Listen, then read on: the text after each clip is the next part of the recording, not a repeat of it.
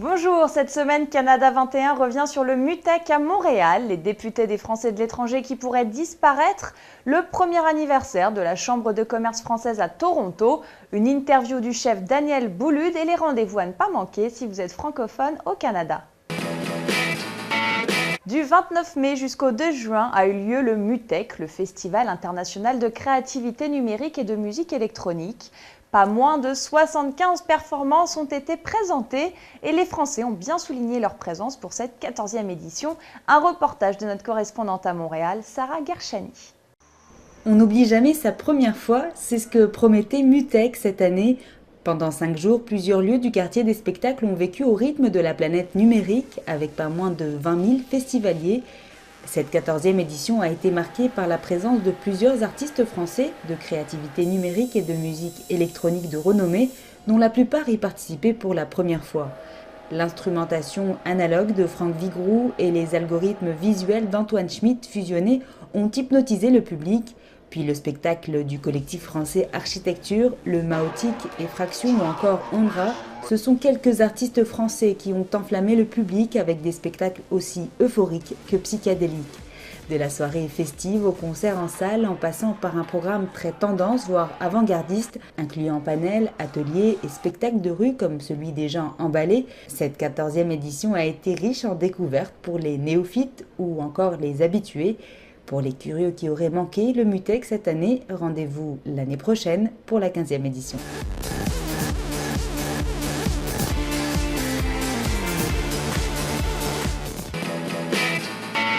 Décidément, la représentativité des Français de l'étranger n'est pas une question simple, vue depuis la métropole. Au lendemain du premier tour des législatives partielles en Amérique du Nord et dans la 8e circonscription qui va de l'Italie à Israël, le canard enchaîné révélait l'intention du Parti socialiste de supprimer les députés des Français de l'étranger dans le cadre de la prochaine réforme des scrutins, une annonce qui intervient à peine un an après leur première élection en juin 2012.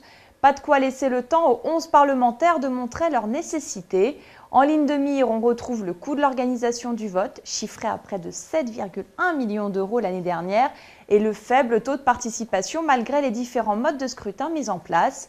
Notons que ces postes ont aussi été créés sous le mandat de l'ancien président de la République, Nicolas Sarkozy.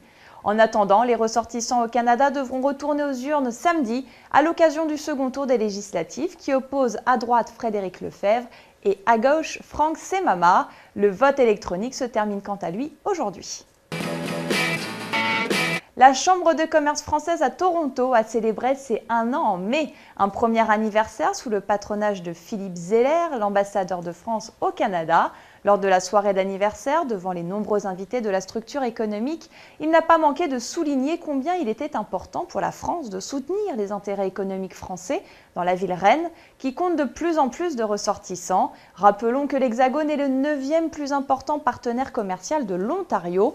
200 entreprises françaises spécialisées dans l'industrie aéronautique, les équipements automobiles, la sidérurgie ou l'environnement sont implantées dans la province, dont une centaine de sièges sociaux au Canada. Après un lancement réussi l'année passée, le Festival BD de Montréal est revenu au parc La Fontaine la fin de semaine dernière pour sa seconde édition. Notre correspondante à Montréal a croisé 2 auteurs français de renommée. Plus de 40 exposants et pas moins de 150 auteurs à cette 2e édition du Festival de la BD à Montréal. C'est sous un soleil radieux et une chaleur parfois peu supportable que le public a échangé sur le 9e art au parc La Fontaine, en plein cœur du plateau. Quelques auteurs français étaient de passage, venus spécialement pour rencontrer les BD-philes montréalais. Parmi eux, les auteurs des albums Silas Corré, Un espion tueur, Tricheur de Fabien Neury et Pierre Allary, ainsi que Nicolas Bannister et Flora Grimaldi, auteurs français de la série à succès Tib et Tatoum, nommés au prix BDLIS Jeunesse. Tous se sont adonnés à des séances de dédicaces ainsi que des rencontres BD, une première participation pour ces auteurs français plutôt bien appréciée. C'est ma première participation, je suis stupéfait par la chaleur. C'est extrêmement agréable, j'ai beaucoup de mal à imaginer Montréal sous la neige. C'est tout à fait convivial, on croise des passionnés qui n'ont pas l'occasion souvent de voir des auteurs français, donc qui amènent beaucoup d'albums. Mais les gens sont très gentils et accueillants, donc on prend du plaisir.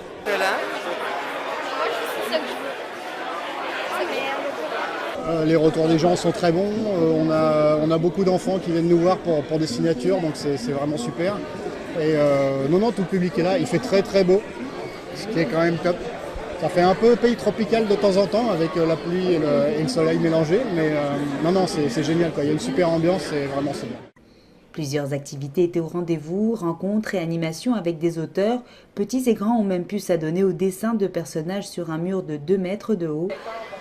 Dans le cadre du collectif Montréal-Lyon, une exposition de planches réalisée par de jeunes artistes montréalais et lyonnais était présentée à l'espace La Fontaine.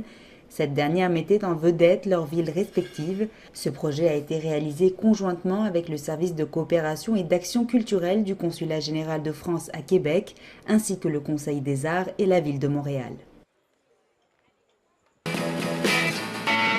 Être pauvre au Canada serait mieux qu'être riche en France. C'est en tout cas le titre d'une tribune de l'hebdomadaire économique canadien Maclean's qui se réfère au récent rapport publié par l'Organisation de coopération et de développement économique en s'appuyant sur l'indicateur du vivre mieux.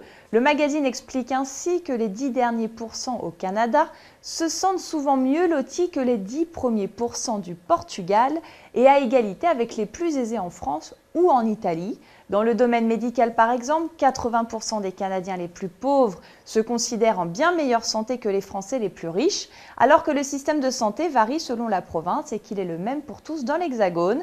La crise qui continue en Europe devrait encore renforcer cet écart des deux côtés de l'Atlantique.